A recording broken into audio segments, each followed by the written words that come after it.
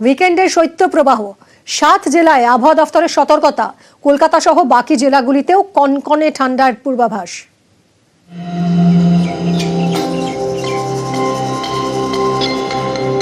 অবাধ উত্তুরে হাওয়া, পশ্চিমী ঝঞ্ঝা সরে যেতেই উত্তর পশ্চিমের শীতল হাওয়ার দাপট। এর জেরে জাঁকিয়ে শীত রাজ্য জুড়ে। কনকনে ঠান্ডা।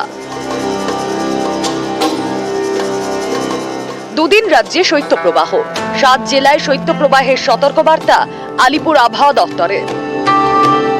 পশ্চিম মেদিনীপুর, ঝাড়গ্রাম, বাঁকুড়া, পুরুলিয়া, পূর্ব বর্ধমান, পশ্চিম বর্ধমান এবং বীরভূমে। কলকাতা সহ বাকি জেলাগুলিতেও জাঁকিয়ে শীত। বেশ কয়েকটি জেলাতে শৈত্য প্রবাহের সতর্কবার্তা দেওয়া হয়েছে। যেমন ধরুন আমাদের বীরভূম, পশ্চিম বর্ধমান, পুরুলিয়া, ঝাড়গ্রাম, পশ্চিম মেদিনীপুর, বাঁকুড়া, পূর্ব বর্ধমান, এই জেলাগুলিতে দুদিনের জন্যই শৈত্য প্রবাহের আপনার হলুদ সতর্কবার্তা দেওয়া হয়েছে। উত্তরবঙ্গতে 10 to 12, কলকাতাতে আপনার মিনিমাম টেম্পারেচার সেটা হচ্ছে 12 থেকে 15, বিকজ আমাদের স্টেটে এখন না নর্দার্লি উইন্ড আসতে শুরু করে দিয়েছে, ড্রাই নর্দার্লি উইন্ড আসতে শুরু করে দিয়েছে, সেই কারণে আমরা টেম্পারেচারটা ডাউন হচ্ছে। আলিপুর আবহাওয়া দফতরের পূর্বাভাস, 48 থেকে 72 ঘন্টা স্বাভাবিকের তুলনায় 2 থেকে 5 ডিগ্রি পর্যন্ত নিচে থাকবে পারদ। সোমবার থেকে সামান্য বাড়তে পারে তাপমাত্রা, তবে স্বাভাবিকের থেকে 2 থেকে 3 ডিগ্রি নিচেই থাকবে তাপমাত্রা। আপাতত বৃষ্টির কোনো সম্ভাবনা নেই, তবে থাকবে কুয়াশার দাপট। উত্তরবঙ্গে দাপট একটু বেশি থাকবে। নিউজ 18 বাংলা। খাবার জলের অপচয় রুখতে রাজ্যের কড়াকড়ি। মুখ্যমন্ত্রীর কড়া বার্তার পরেই অভিযানে পিএইচই দফতর। তার মধ্যেই মহেশতলায় ক্যামেরাবন্দি হলো খাবার জল অপচয়ের ছবি। মহেশতলা পুরসভার 8 নম্বর ওয়ার্ডে দিনরাত খাবার জল অপচয়। কোথাও কলই নেই, কোথাও আবার কল ভাঙা, কোথাও আবার কলের চাবি খারাপ হয়েই জলের অপচয়। স্থানীয়দের দাবি কেউ বা কারা কল ভেঙে দিচ্ছেন।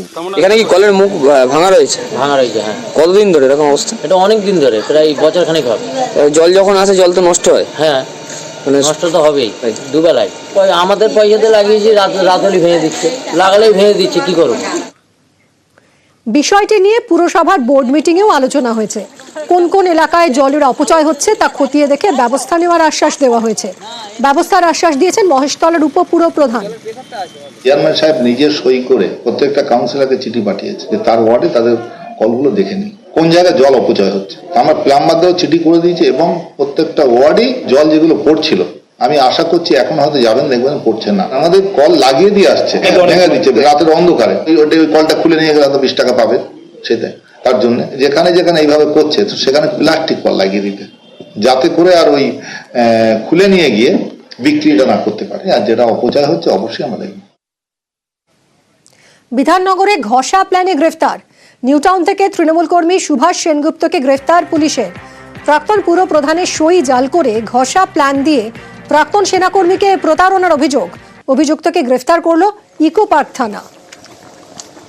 বিধায়ক তাপস চ্যাটার্জিকে জাস্টিফাই করতে হবে। তাপস চ্যাটার্জির সই আছে, তাপস চ্যাটার্জির সিগনেচার আছে, তাপস চ্যাটার্জির স্ট্যাম্প রয়েছে, রাজারহাট গোপালপুরের আধিকারিকদের স্ট্যাম্প রয়েছে, ইঞ্জিনিয়ারদের স্ট্যাম্প রয়েছে। এটা তারা প্রমাণ করবে কোর্টে, তারা জাস্টিফাই করবে। তারা পয়সা নিয়ে এগুলো করছে। হ্যাঁ, আমাকে ফাঁসানো হয়েছে, চক্রান্ত করে ফাঁসানো হচ্ছে, কনস্পিরেসিতে আমাকে ফাঁসাচ্ছে। যেহেতু আমি প্রতিবাদ করেছি, 2023-এ আমি প্রতিবাদ করেছি ইলিগাল বিল্ডিং এর এগেইনস্টে। 8.5 থেকে 8.5 বিল্ডিং প্ল্যান, টোটাল 1 থেকে 27 নম্বর ওয়ার্ডের বিল্ডিং তৈরি হয়েছে ইলিগাল বিল্ডিং প্ল্যানে। যদি কেউ সই জালিয়াতি করে থাকে তার জন্য আইন তার law will go is on course, আইন তার নিচের গতিকে যাবে। এবং পুলিশকেও আমরা আপনার সামনে যে পুলিশকে আমরা দেখতে বলেছি, তদন্ত করে দেখুক যদি কোনো অ্যাক্সেস থাকে ইত্যাদি থাকে। আমার কাছেও আছে যে প্রচুর সই জাল করার একটা সংস্থা, কে সেইটা এটাকেও দেখতে হবে এবং আমরা সেটা দেখে সেই সংগৃহীত বিষয়টাকে করবো। ওকে যখন পুলিশ ধরেছে ওর থেকে ইন্টারোগেশন করে নেব, কার থেকে সই করলো, কী করে করলো, কোথা থেকে করলো, তারই তো ইন্টারোগেশন করে পুলিশ পাবে। পুলিশ তার ব্যবস্থা নিয়েছে। যদি ফাঁসানো হয়ে থাকে তো তিনিও তাহলে কোর্ট খোলা আছে, তিনি ডকুমেন্টস নিয়ে বুঝে তবে কেউ ফাঁসিয়ে থাকে তাকে তার জন্য যদি ডকুমেন্টস সাবমিট করতে পারে যে ফাঁসানোর লোককে অ্যারেস্ট হবে। বেআইনি পার্কিং এর প্রতিবাদ করায় মারধর। হাওড়ার নাজিরগঞ্জে জুলুমবাজির অভিযোগ। বেআইনি পার্কিং এর জেরে যান চলাচলে সমস্যা। পার্কিংয়ের নামে দেদার তোলাবাজি চলছিল। বেনিয়মের পার্কিং লটেই বসছে মদ জুয়ার আসর। প্রতিবাদ করলেই জুটছে মার। স্থানীয় দুই মাতব্বরের বিরুদ্ধে দাদাগিরির অভিযোগ। প্রতিবাদে বিক্ষোভ স্থানীয় মহিলাদের। পুলিশের দ্বারস্থ হয়েও সমস্যার কোনো সুরাহা হয়নি বলে অভিযোগ। পার্কিং তুলতে হবে, আমাদের রুগী ফুগি আমাদের নিয়ে যাওয়া একদম যায় না। আর ও যখন তখন কেন লোকের গায়ে হাত তুলবে? সাজ্জাদ যে আছে লিডার, কেন লোকের গায়ে হাত তুলবে? ওর কিসের এত পাওয়ার? যে বেআইনভাবে এখানে গাড়ি জমা হয়, এমন জায়গায় রাখা হয় গাড়িতে মদ জুয়া খেলা, মেয়েরা বেরোতে পারে না। আমরা এতে টিউশনে মেয়েরা শুধু আসতে পারে না, আসলে 20 টিকিট মারে। আমরা বেরোতে সন্ধ্যে হলে ওটা যে আসা যাবে না, আমরা তো ভয়তে বেরোই না। আর প্রতিবাদ করলেই নোংরা নোংরা ভাষা বলে, ভয় দেখায়। আমাদের পুলিশ হাতে আছে, আমাদের নেতা হাসে, তোরা কি করবি? তো আমার হাজবেন্ডকে মেরেছে, আমার হাজবেন্ড প্রতিবাদ করেছে বলে। এই পার্কিংটা তুলে দিলে আমাদের সুবিধা হয়। বেলপাহাড়ির জঙ্গলে বাঘ, আতঙ্কে জঙ্গল লাগোয়া গ্রামের ঘুম উড়েছে। জলপাইগুড়ির লোকালয়ে আবার হাতির তাণ্ডব। বেশ কয়েকটি বাড়ি ক্ষতিগ্রস্ত। বৃহস্পতিবার আলিপুরদুয়ারের জঙ্গলে হাতির হানায় 3 জনের প্রাণ যায়। তারপরেও সাধারণের হুঁশ ফেরেনি। কাঠ আনতে জঙ্গলে যাচ্ছেন সেই গ্রামবাসীরা।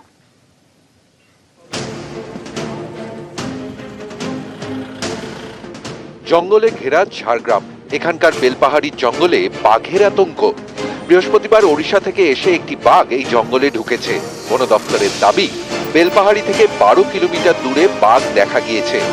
এ নিয়ে জঙ্গল লাগোয়া গ্রামে ছড়িয়েছে আতঙ্ক। এই বুঝি বাঘ আসে। একদিকে আতঙ্ক, আরেকদিকে পর্যটকদের একাংশের মধ্যে রোমাঞ্চ। অনেকেই বাঘ দেখতে বেলপাহাড়িতে ভিড় করছেন। ওড়িশার বাঘ নিয়ে সতর্ক বন দপ্তর। বাঘ ধরতে 80 জনের বিশেষ টিম তৈরি করা হয়েছে। বাঘ বেরিয়েছে, আশাপাশি জঙ্গল এলাকাগুলোতে রয়েছে। ফরেস্ট থেকে কি কোনো সতর্ক করছে যে বাঘ বেরিয়েছে? ফরেস্ট থেকে সতর্ক করেছে, কেউ সামনে যাবে না, দূর থেকেও দূরেও যাবে না। ভয় তো প্রচন্ড লাগছে। ঝাড়গ্রামে বাঘের আতঙ্ক আর আলিপুরদুয়ারে হাতির তাণ্ডব। শুক্রবার সকালে জলদাপাড়ার জঙ্গল থেকে 2 হাতি ঢোকে শিশারগড়ে।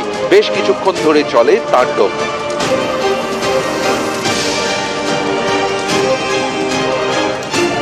বৃহস্পতিবার এই জলদাপাড়ার জঙ্গলে হাতির হানায় 3 মহিলার মৃত্যু হয়, একজন জখম হন।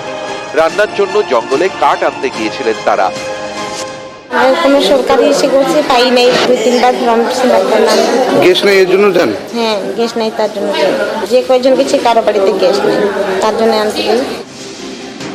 জলদাপাড়ায় হাতির হানায় মৃত্যু, তারপরেও হুঁশ ফেরেনি সাধারণের। কাঠ আনতে জঙ্গলে যাচ্ছেন গ্রামবাসীরা, ঢুকে পড়ছেন একেবারে জঙ্গলের কোর এরিয়ায়। এ ছবি জলপাইগুড়ির মরাঘাট জঙ্গলের। বন দপ্তরের দাবি, এই জঙ্গলে 30 থেকে 40টি হাতির দল রয়েছে। সাধারণত বিভিন্ন বন্যপ্রাণী তাদের বাচ্চা হওয়ার সময় এবং তার বাচ্চার সঙ্গে বন্যপ্রাণ থাকলে আরও বেশি তারা আক্রমণাত্মক হয়ে ওঠে। তো সেই কারণে আমরা এই সময় প্রত্যেককে এবং গ্রামগুলোতে আমরা অলরেডি বিভিন্ন সময় প্রত্যেক জেএফএমসি ধরে ধরে, ফরেস্ট ভিলেজ ধরে আমরা কিন্তু প্রচার চালাচ্ছি যে এই সময়টা বিশেষ করে আপনারা জঙ্গলে ঢোকে সম্পূর্ণভাবে এড়িয়ে চলুন। শুক্রবার ভোরে জলপাইগুড়ির বানারহাটে হানা দেয় বুনো হাতি। চা শ্রমিকদের আবাসে হামলা চালায়। বেশ কয়েকটি বাড়ি ক্ষতিগ্রস্ত হয়। নিউজ 18 বাংলা।